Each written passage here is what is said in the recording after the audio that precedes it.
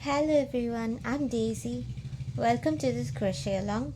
If you are watching this part, you are ready to do the last row of the front panel where we will join it as you go to the back panel. Before we do that, we need to do some calculations and that will decide how deep we want the armhole to be. Let's get out our measuring tapes.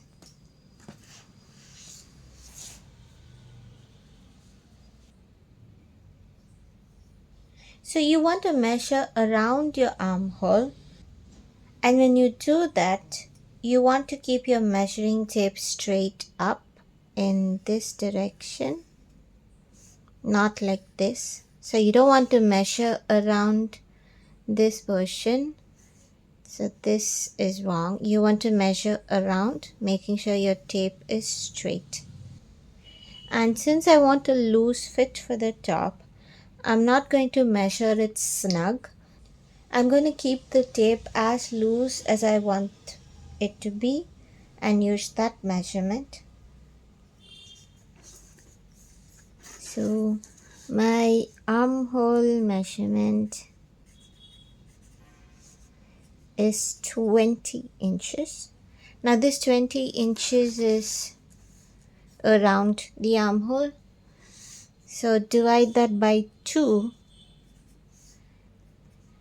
and I will get the depth I need to mark on each of the panels, the front and the back panel. And this measurement, like all the other measurements, this is going to be different for each of us. So this is using my measurements. If you have any questions on how to measure yourself, please do let me know. I'll see if there's any tutorials online that teach you how to measure yourself. So as of now, this is what I have and we're going to go ahead with that. And now that I have that 10-inch measurement, that's how deep I want it to be. I'm just going to measure across any one of my panels just to see how many granny clusters I have in 10 inches. So it doesn't even matter which row because your gauge is going to be same. I have 1, 2, 3, 4, 5, 6, 7, 8, 9, 10, 11, 12, 13 and 14 granny clusters in 10 inches. So my 10 inches is equal to 14 granny clusters.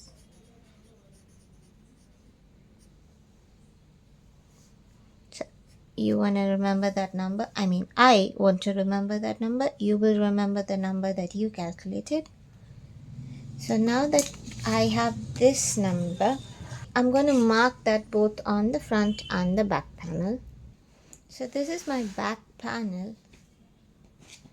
And if you remember at the beginning of after we finished the back panel and before we started working on the front panel, we did this thing where we placed markers when we measured how wide we want the neck to be. So I haven't removed it, it's still there.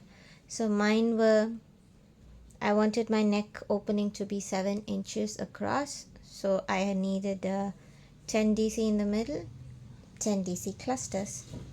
I needed 10 DC clusters in the middle, so I marked it off so that I have 9 DC clusters on either side with 10 in the middle.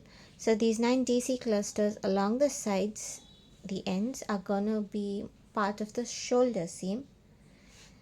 And just like how I have the shoulder seam marked off, I'm also going to use stitch markers to mark the armhole depth along these two edges. Let me adjust it a bit more. So I'm placing all these stitch markers on the back panel as of now. So this is going to be the top edge, and here we first marked off the neck opening width. We already did this calculation. So this will be the two shoulder seams. And now along the left and along the right, I'm going to mark off the stitches that we just calculated. So I need my armhole depth to be 14 clusters. So I'm going to mark 14 clusters. 1, 2, 3.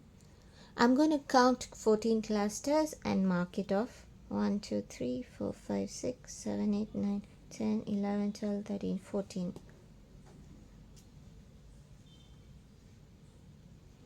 9, 10, 11, 12, 13, 14. That is how much I trust my math. So, just to be sure.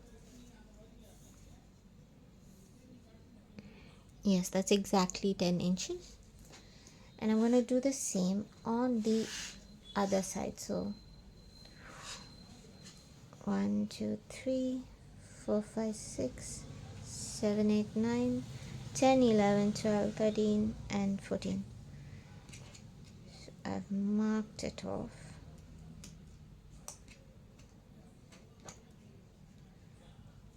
The reason I'm marking it off at the back panel is because that will be more accurate, because do remember, on the front panel we have not yet finished the last row. So we have one row less, which means if we try marking in that, it will not line up correctly. So it's easier if I mark it on this panel. So even though we have one less row, you can still approximately check if it works out. So what you can do now is add stitch markers for the shoulder seams on both sides and along the armhole seam on both sides. And after placing markers to hold them together, I'm going to wear it over my head and see if it fits well, if my head fits properly and if my armhole size is good enough.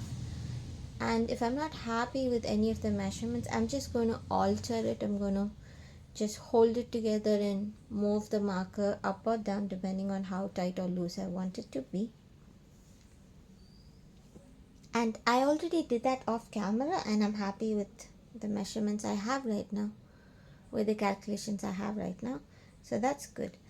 Now the next thing we want to do is start working the last row. So like I mentioned in the previous video, my back panel had 28 rows. So I kept working my front panel until I had 27 rows, which is just one row less. And we are now ready to do the very last row. And while we are working that, we're going to join the front and the back panel together.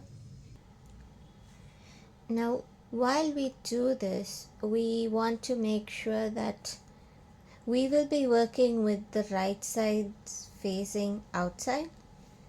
So if you remember, in the very first video, I think I mentioned that I decided that I want my even rows to be facing outside. So I decided that my even rows will be facing outside. So for my back panel, that would be this side. Basically row 28 is an even row and the right side of row 28 is facing me. And on my front panel, since I haven't made the last row, here's that edge. We're just gonna start working it. So when we do that, the right side on row 28 will be in this direction. What I'm gonna do now is, okay, I'm gonna do something very silly, but hear me out. If it helps you, if it makes things simple, then it's not stupid. What I'll be doing is I'm gonna take some masking tape and I'm gonna stick it on the right sides of the back panel. So this marking is happening on the right side because I want the right side to be facing outside when I'm working, and we can remove it off easily. And on my front panel, I wouldn't have to do that because anyway when I'm working on the front panel, so this is the side I'm going to be working on, so I know that the front side will be facing me, the right side is facing me. But it's okay, I'm still going to go ahead and place some masking tape here so that I will know very clearly which side I should be attaching. So this is where my yarn is. This is my working yarn is. I'm gonna start working this row over here.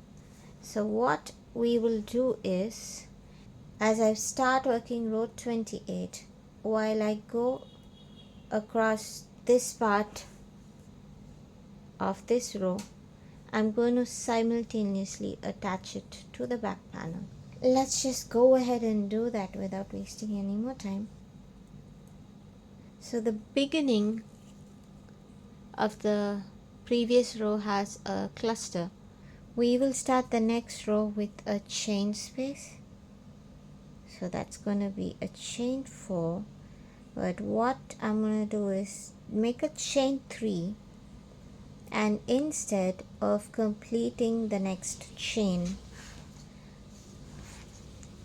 I'm going to insert my hook into this space with the chain, with the stitch marker, and I'm going to pull that loop up and then make a chain 1.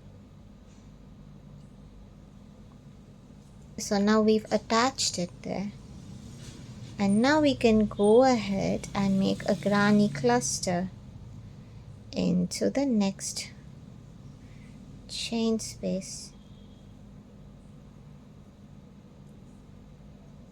and then instead of making a chain 1, we're gonna do the same thing again. We're gonna insert the hook into this chain space, pull this up, and then complete that chain 1, and then make a granny cluster into the next chain space. Now there's many ways of working this. Some people even like to keep their work like this and do this join as you go stitch. You can try both. I actually like keeping it in this direction. Let me show you a few more times. Once you get used to it, it's very simple if you haven't done this before. So the first thing you want to do is pull up this loop a little bit so that it is secure. And I'm going to use my thumb and my middle finger to hold on to it so that I don't lose it. And now insert my hook into the next chain space. So I'm going from the top into that chain space and then pull this loop through that chain space. Now since we loosened that loop, you want to tighten it so that it's back to normal size, and then make a chain 1. And now these two chain spaces are attached together, they join together. So let's continue this. I'm going to show you at slow speed a couple more times, and then I will show it to you at regular speed, just so you will know how simple this actually is. It's nothing complicated. So I've pulled up this loop, insert your hook into the next chain space, draw that loop up, tighten the chain, and chain 1. It actually looks very pretty. It's one of my favorite join methods. Okay, so the rest of this side, I'm going to work it in regular speed. Now that we've attached this, I don't think I need this tape. I'm going to remove it because I don't want it sticking all over the place. Let me get rid of that. So the rest of this row, I'm going to work it at normal speed. So granny cluster in the next chain space, 1 in the front panel, 3, pull up the loop, insert hook into the next chain space in the back panel, pull that loop through, tighten it, chain 1, granny cluster into the next chain space in the front panel, pull that loop up, insert the hook into the next chain space in the back panel, pull the loop through, tighten it, chain one, granny cluster into the next chain space in the front panel, pull the loop up, insert hook into the next chain space in the back panel, pull the loop through, tighten it, chain one. Once you get the groove, it's very simple. It's a very pretty join method. Once I learned this join method is when I started making more granny square projects, honestly, because until then two of my biggest problems with the granny square was all those tails, sewing in the tails in the end, and the second one was joining all the squares together. I hated the methods where you have to sew them in with the ladder stitch or one of the other stitches.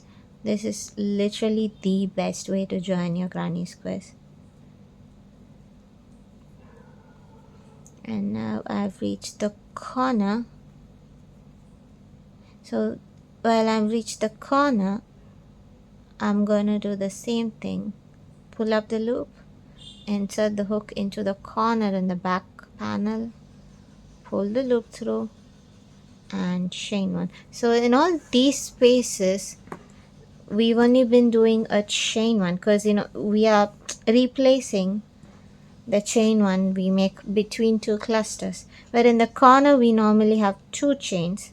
So after making this chain one that traps the corners together, we're going to make a second chain one because the corner needs to have a second chain one, and then make the next cluster into the same corner to finish that corner. So we have just attached one shoulder seam, and this is what it looks like. Now what I'm gonna do is, for the rest of this row, so let me zoom out again. So we've attached one shoulder seam, and we're gonna work our way down one of the sides. Now I have marked my armhole depth on my back panel, so here's where it is. That was 14 clusters. So you need to remember the 14 clusters is including the cluster in the corner. So what I'm going to do is, I'm going to work on this edge until I have 14 clusters. So I already have one cluster here. I'm going to make 13 more clusters. Hopefully I counted correctly and I end up in this space. And after I finish 14 clusters, I will show you what I'm going to do. So the 14 clusters mark the armhole depth. So till we reach the armhole depth, just work like a regular granny. I'm going to do that off camera, and then I will meet you at the stitch marker. I have completed 4 granny clusters along this side. So this will form my armhole opening. Now once I've completed that, I'm going to fold this. So this is where I've attached the shoulder seam.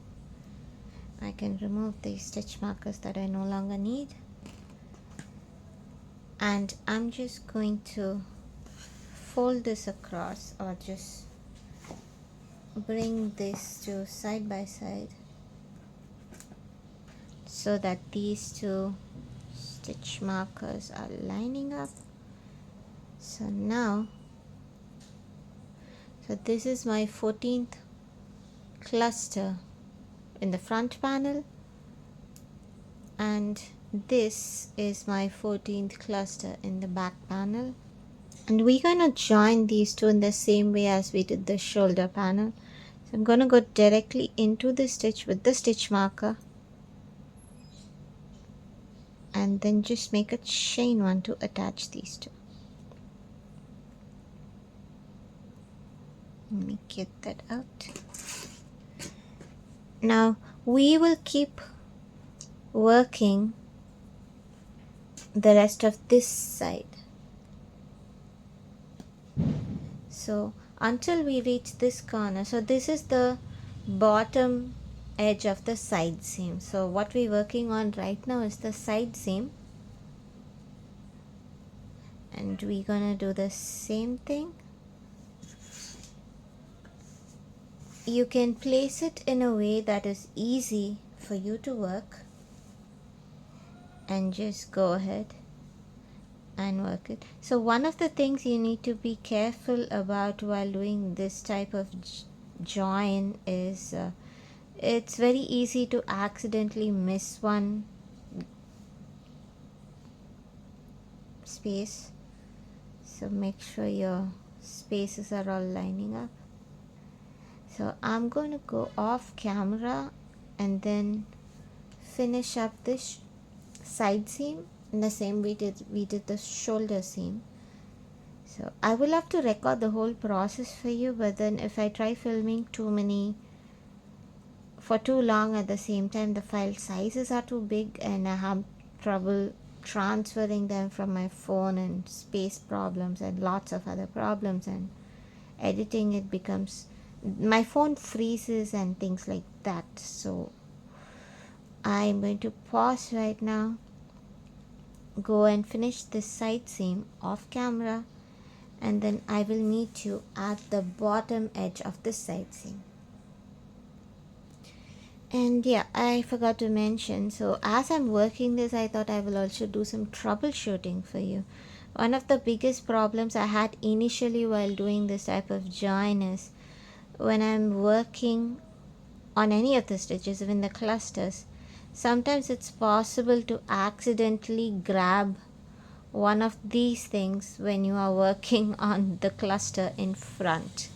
So you don't want to do that. When you're working the cluster in your front panel, you only want to go into the chain space in your front panel. You do not want to accidentally go into any of the spaces in the back panel. So you need to consciously keep that back panel out of the way when you're working the clusters in the front panel. And when you are inserting your hook into the back panel to pull up the loop, take care that you're not going into any of the other stitches. So that's the only problem you might face initially, especially while you're still learning how to do it. So yes, I'm going to go off camera and I will finish this side seam. Bye. So I'm here at the end of my first side seam.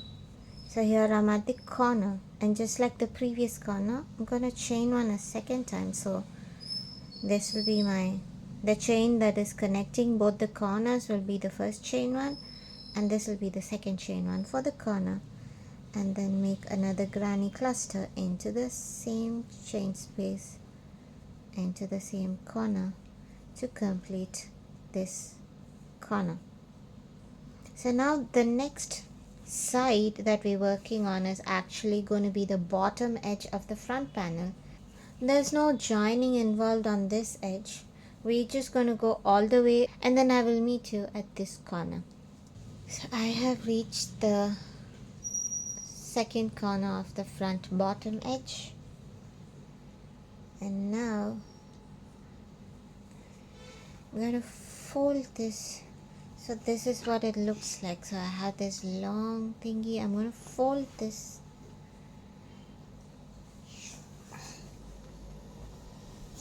So I've got to fold it like this. So right now I have the neck facing downwards. So the neck is towards me. And this is the corner where we're working. So we've already, this is the side we attached.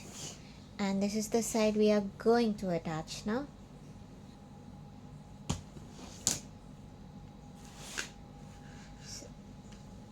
So when we're working along this side, here again I've already marked on the back panel. So I've marked from the top edge, from this shoulder seam, how deep I want my armhole opening to be. So that is 14 clusters. So on this side, I'm going to keep working joining both the sides together, making the side seam on the other side, and I'm going to keep doing that until I reach this stitch marker. So here is the very first cluster for this corner. I'm going to chain one again,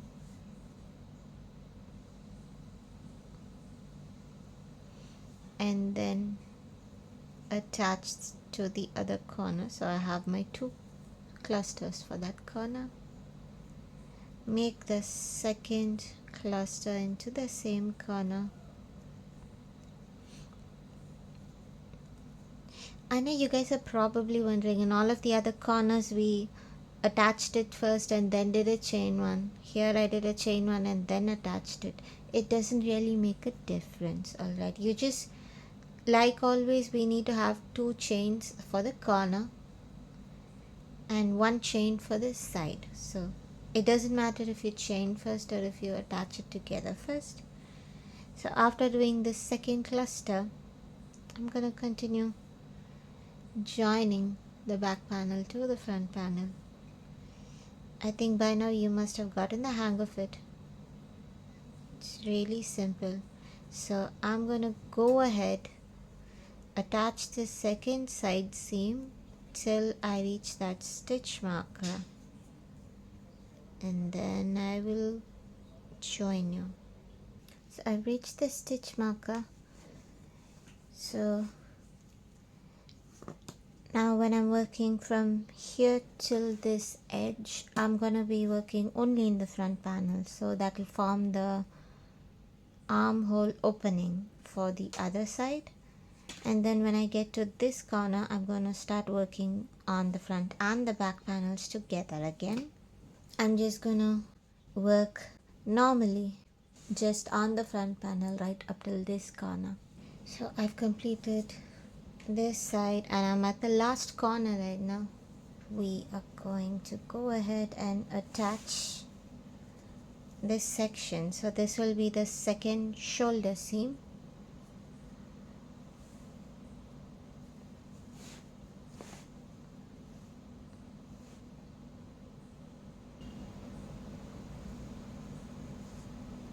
I'm just going to pull through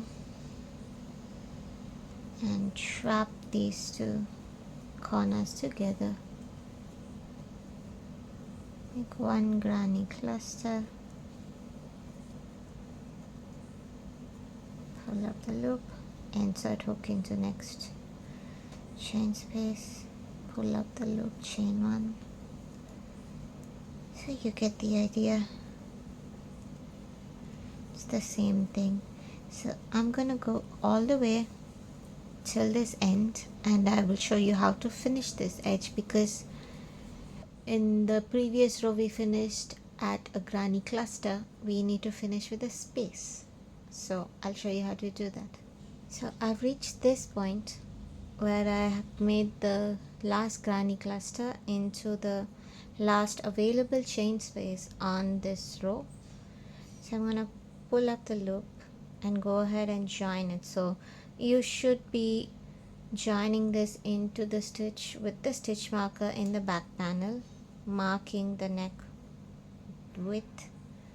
So I'm going to join this, and after joining that, I'm going to yarn over, insert my hook into this stitch here. It's overexposing. So you want to insert your hook into that first stitch. So this is how it looks. I feel it kind of looks weird, so I'm going to try something different. So I'm going to remove that chain one that we used to attach this. So we just, and instead of making a chain one, I'm gonna directly do that DC just to see how it looks.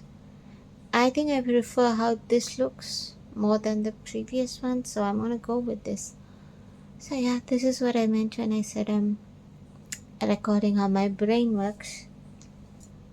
So I'm gonna leave a 4 to 5 inch tail and I'm gonna cut this yarn. Pull that tight. So now this is what we should be having. I know it's not very clear because it's sort of camouflaging with the front and the back, but we have a very nice shaped neck over here right now. I'm really excited with how this project has turned out so far, considering we didn't have a plan when we started. So this is what this top looks like right now. So at this point we do have a basic top that is ready to wear, except for the part where all these tails look terrible. So you can wear the top at this point, and since we've made a loose fitting top, this is wider than normal tops, therefore even at this stage you will have a slide. The edges of the shoulder seam will hang over a little, creating a tiny cap sleeve. So if you want to leave the top as it is, you may do so. You can just attach one edging along the neckline. This is like the ultimate customizable granny square top, because if you're happy with the length, you can stop as of now. If you want to increase, in the next video I'll be showing you how to add some rows. It's nothing complicated. You just join the yarn to the bottom edge and then just keep making straight even rows. That's it. We will be making the sleeves in the same way. So before I do any of that, I think the first thing I'm going to do is I'm going to wear the top at this point. Just see if I like it or not. I mean, obviously I like it. To see if I'm happy with the measurements and to see if all of my calculation has worked. That brings us to the end of this part. So in the next part, we're going to go on to the neckline edging, and then we can do the sleeves. So that's it for today's video. I hope you guys understood what's happening. I'll see you in the next part. Bye.